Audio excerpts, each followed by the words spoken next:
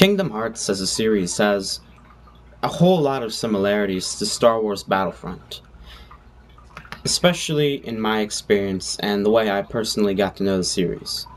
Uh, it, this video is going to be kind of similar to my Star Wars Battlefront 3 video, but that's mostly because the series are very similar. Coincidentally, they both have two games that were pretty successful, and for some reason the developers just stopped making the games. Now, Kingdom Hearts 2, well, I should say in both series, I like the original game more. It's like with Star Wars Battlefront, I like the original more. With Kingdom Hearts, I like the first one a little bit better than the second one. But in both cases, it's really close. It seems like most people are pretty much there with me. Both games, in both series, got about the same review scores. They came out on the same consoles at about the same time, so there are a whole bunch of weird similarities between the two. They both even sold about the same, I think. But let's focus on Kingdom Hearts. Kingdom Hearts 1 came out with review scores that I believe average around 8 out of 10, which I like it a heck of a lot more than that. I think it's like at least a 9 out of 10, but the averages on Metacritic I think are about 8 out of 10 for both Kingdom Hearts and Kingdom Hearts 2. Now, the first one, I have the box for the first one still. I can't find the box for the second one, though. The first one I liked more. I got it for Christmas originally. It looked kind of weird. It was like my first JRPG. And if you remember your first JRPG, you're probably kind of freaked out by it. Because it has, like, one of the absolute strangest openings that you'll ever see in the game. Like, it's just so weird. And by the end of the game, it doesn't really make sense. It's like they're trying to make an excuse for a tutorial, which is okay. You need a tutorial, I think. But, it's just weird. But whatever, that's not the main point. The point is, the game was pretty well received. It sold a couple million. And, of course, they made a sequel. And the first one was made by Squaresoft, which kind of exists now, kind of doesn't. The second one was made by Square Enix, which is just Squaresoft after they bought another company.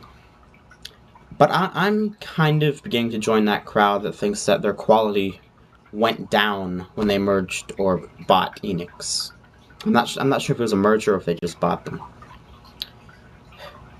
But, of course, Disney's involved in it. If you played the game, you know all about that. But if you haven't played the game, it's basically Final Fantasy and Disney characters put together, plus some original characters as well, like the main character's original.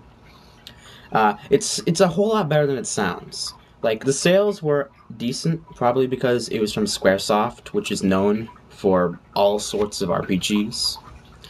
Mostly Final Fantasy, though.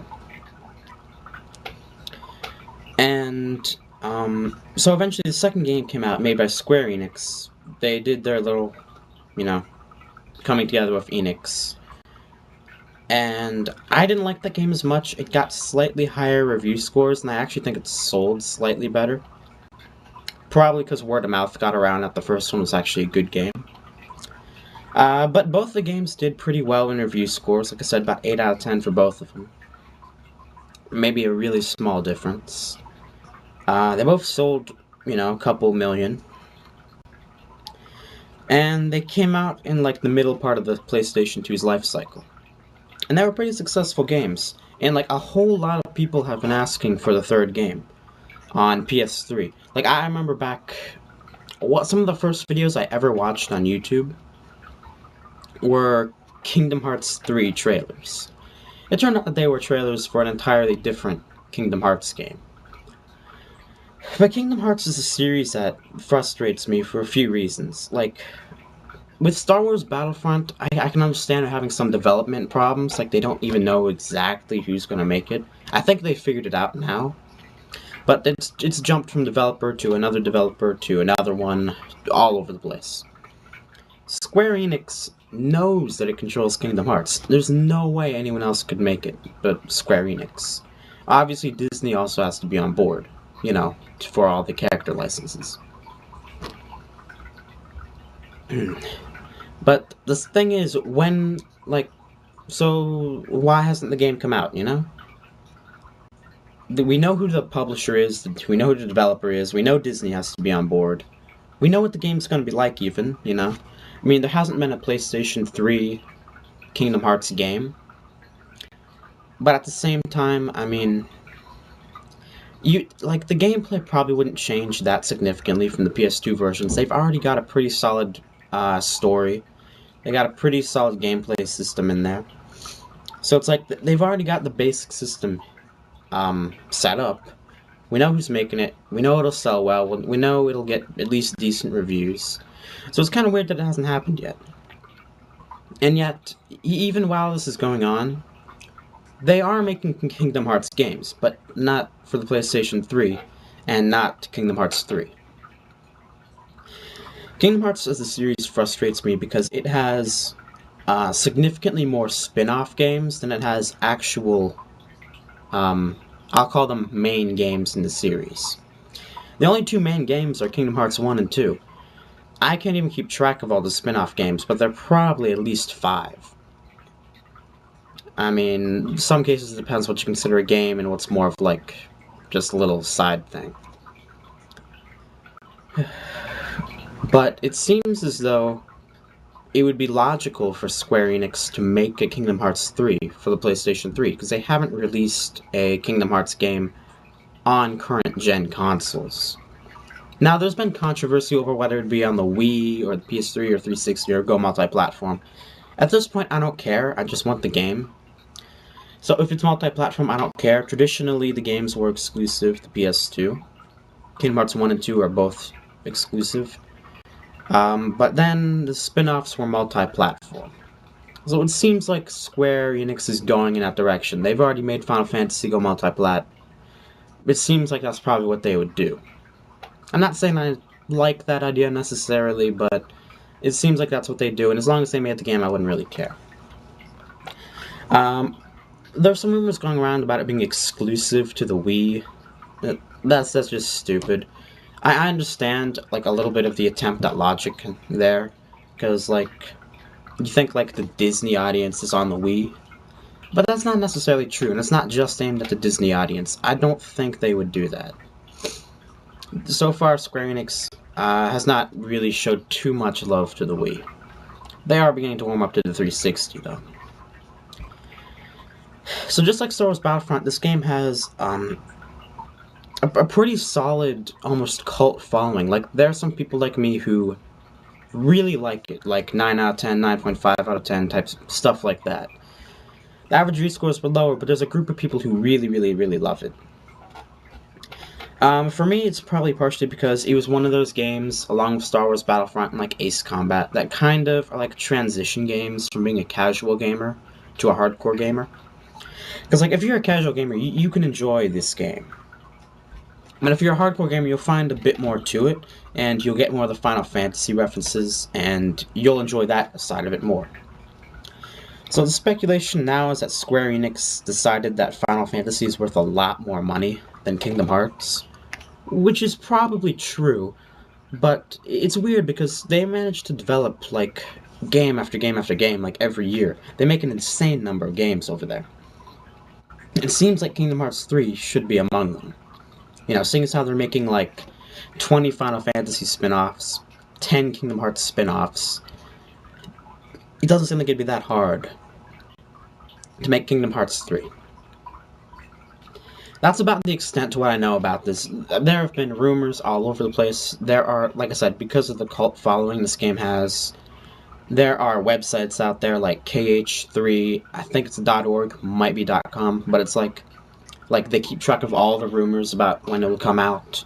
So far, there's nothing really solid, though. So, the thing I want to leave with is basically the same as my Star Wars Battlefront question. This is a game that I really liked, and a lot of other people really liked it, but I can see it has some flaws. Like, in the first game, the graphics have aged pretty badly. I mean, it's meant to be cartoon-like, and sometimes that appearance works really well. Sometimes it really doesn't work that well. So, how do you think the graphics should go?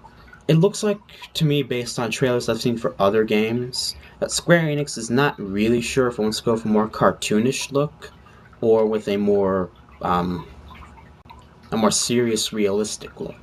So which way do you think they should go? Um, Also, what ideas do you have for how they could improve the game? Things I've thought of, I mean, beyond just basic, like, update graphics to make them HD, I personally don't like how I'm not gonna like give away plot points here, but I don't like the relationship between Sora and Roxas myself. That's the main reason I like the first game better. I bet some people love that relationship. I just don't like it. It seems needlessly complicated to me, and I don't see a purpose to it. And like I said, I haven't said it yet. I haven't played many of the spin-offs. I haven't played any of them completely, all the way through. So I know the stories developed more in spin-offs. But what do you think of the relationship between Sora and Roxas? I think it's kind of stupid, honestly. I like just being Sora. Um, what other worlds do you think they should add? I mean, Disney has an incredible number of worlds. They have a lot of movies that were made a long time ago that, like, you don't hear about anymore. But it'd be kind of nice to see them. And then, like I said, just leave a comment answering any of those questions, or any other suggestions you have, either about my video or about how they can improve the game. And both games have one major flaw. So, why on earth did they include Atlantis? Like, I think that deserves its own video, but still, like, Atlantis is like the worst world out of all the Disney worlds that they can include. The gameplay is so annoying, but the second game is just atrocious. It's like, man, what were they thinking when they put Atlantis into the second game like that? It's the stupidest thing ever, and it's not avoidable. So leave your opinions on video, what they could do to improve the game, and what were they on when they decided to make Atlantis part of the game?